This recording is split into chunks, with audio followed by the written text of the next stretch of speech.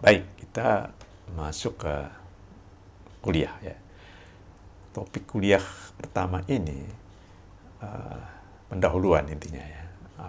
Mengantarkan apa kuliah ini, mengapa harus kuliah bahasa Indonesia.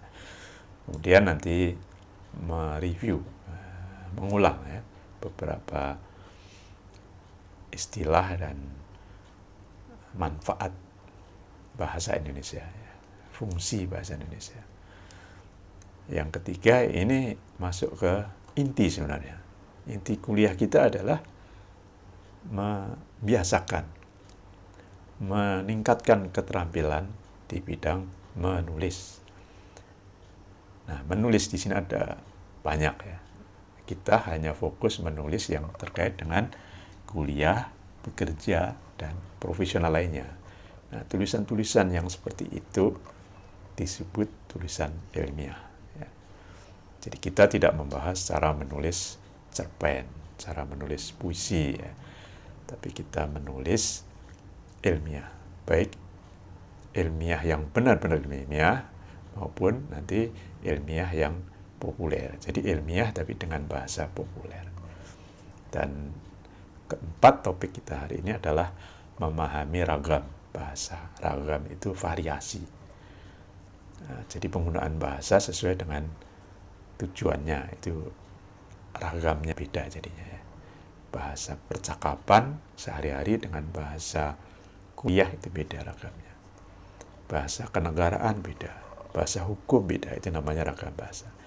Nah, lalu kita akan fokus ke memahami ragam bahasa ilmiah dan ciri-ciri bahasa ilmiah. Nah, itulah target kuliah kita pertama ini.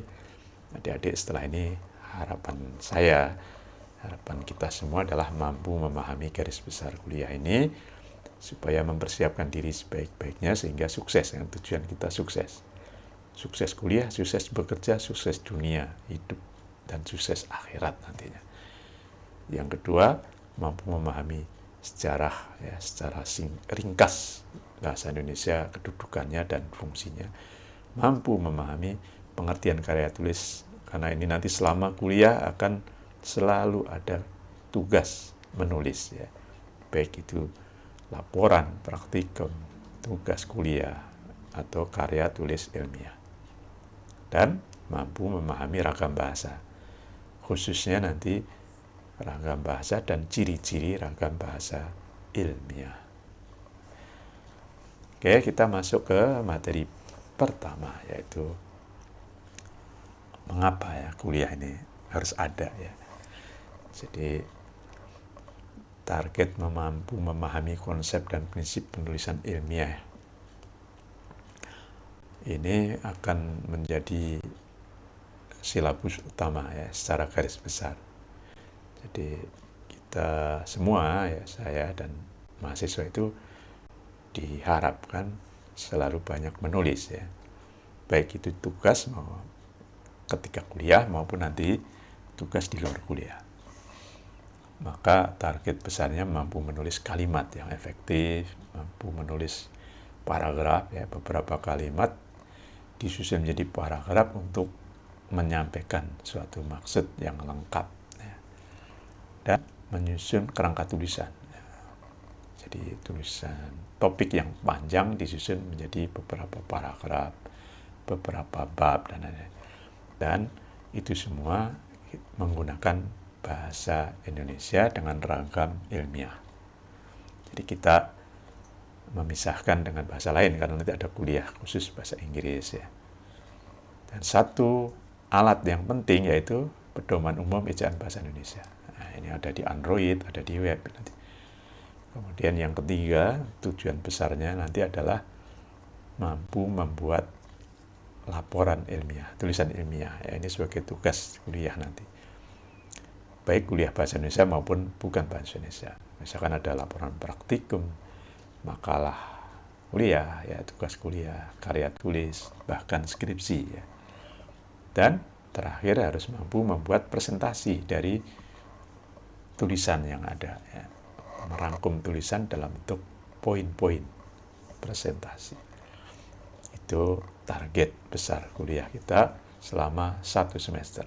Lalu kuliah ini akan dikelompokkan menjadi 2, yaitu 1-7 ini setengah semester ya, nanti diakhiri dengan ujian tengah semester, dan 1-7 berikutnya atau 8-14 adalah di setengah semester kedua. Nah, setengah semester pertama ini kita akan belajar pendahuluan hari ini, berikutnya nanti tentang plagiat ya, supaya kita tahu mana yang plagiat, mana yang tidak, dan kita menjaga diri tidak melakukan plagiarisme, tidak mengakui tulisan orang lain sebagai tulisan kita ya, dan langsung memahami tahapan penulisan ilmiah. Ketiga, kita mampu menggunakan pedoman umum ejaan bahasa Indonesia. Keempat, memilih kata yang tepat untuk tulisan kita. Dan tentu saja kata baku ya.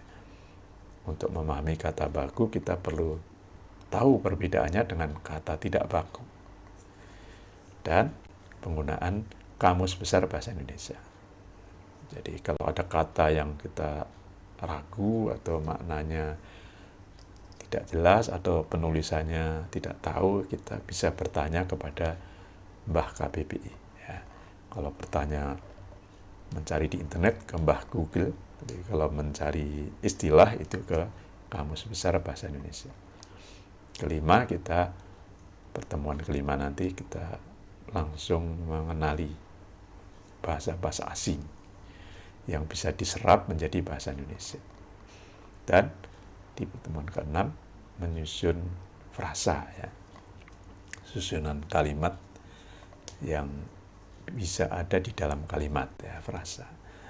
Nanti dan dilanjut dengan menyusun kalimat. Dalam tulisan ilmiah ya, kita fokusnya tulisan di pendidikan ini dan juga nanti di dunia kerja. Dan terakhir di pertengahan semester kita menulis paragraf, memahami jenis-jenis paragraf, dan adik-adik mulai terampil dalam menyusun alinea atau paragraf yang terdiri dari beberapa kalimat. Di setengah semester berikutnya mulai masuk ke tulisan ilmiah yang lengkap, dimulai dari menulis judul dan subjudul. Nah, kemudian membuat kerangka atau organisasi tulisan yang lengkap, kerangkanya dulu. Nah, kemudian dilanjut menulis kalimat dan paragraf khusus untuk kutipan. Jadi kalau kita mengutip tulisan orang lain, bagaimana cara nulisnya supaya mudah difahami, karena inti dari menulis adalah mudah difahami pembaca dan tidak melanggar hak cipta, plagiat ya, tidak melakukan plagiat. Nah, ini kuncinya. Dan di 11 nanti kita menganalisis jenis-jenis tulisan yang berupa analisis, pembahasan, kesimpulan, dan saran. Ini beda semua ya, nanti kita bahas lebih dalam di topik 11. Topik 12 menulis abstrak. Jadi abstrak itu tulisan yang khusus untuk tulisan ilmiah ya. Di 13 menyusun presentasi, jadi membuat presentasinya, dan terakhir adalah menyampaikan. Jadi kalau nomor 13 adalah penulisannya, nomor ke-14 adalah penyampaiannya. Itu garis besar dari 14 topik. Nah, ini beberapa buku yang saya harap adik-adik baca. Ini nanti akan saya sediakan semua di Ellen ya. Saya upload di ellen.nurulfikri.ac.id. Ada buku resmi dari Kemendikbud Dikti, ada buku dari ahli bahasa, ya, ada buku dari Badan Pengembangan dan Pembinaan Bahasa, juga ada pedoman umum ejaan bahasa Indonesia. Jadi ada kamus besar dan ada pedoman umum ejaan bahasa Indonesia. Dua-duanya disusun oleh Badan Bahasa, namun ada versi webnya yang disusun ulang oleh Ivan Lanin.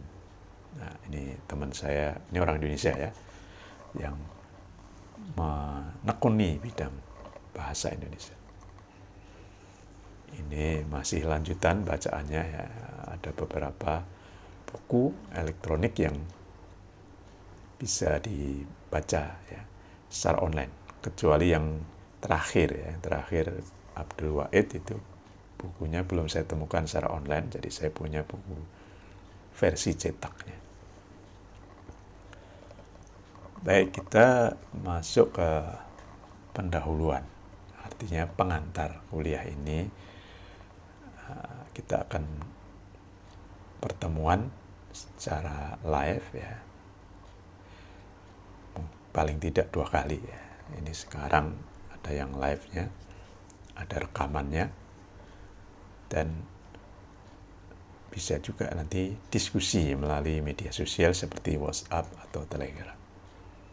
Nah, kira-kira waktu belajar adik-adik itu dalam sepekan ya, ini kira-kira ya, diatur sedemikian rupa ya supaya tidak terlalu berat. Jadi waktu pagi, sore, malam itu benar-benar diatur sehingga belajar itu nyaman ya, nyaman, diatur nyaman sesuai target. Kita memiliki 2 SKS, artinya 2 jam ya kira-kira. Jadi 2 jam bersama saya atau menonton video saya, diskusi 2 jam. 2 jam mengerjakan tugas ya, nanti saya akan memberi tugas, dikerjakan paling lama 2 jam. Kadang 1 jam cukup. Dan yang terakhir belajar sendiri ya, untuk menjawab tugas belajar atau mempersiapkan UTS itu kan perlu belajar. Nah, usahakan setiap pekan itu belajar minimal 1 jam. Idealnya 2 jam untuk 2 SKS. Penilaiannya seperti ini yang saya usulkan jika sepakat ya. Jadi nilai terbesar adalah tugas, karena bahasa itu kan keterampilan. Jadi harus banyak latihan ya, tugas-tugas 45%. Sikap, kehadiran, keaktifan dinilai juga 5%, dan UTS dan UAS-nya masing-masing 25%. Kalau UTS dan UAS itu kan untuk menguji dari sisi pemahaman. Nanti ada studi kasus ya. Tapi kalau tugas itu melatih menulisnya yang butuh waktu yang panjang.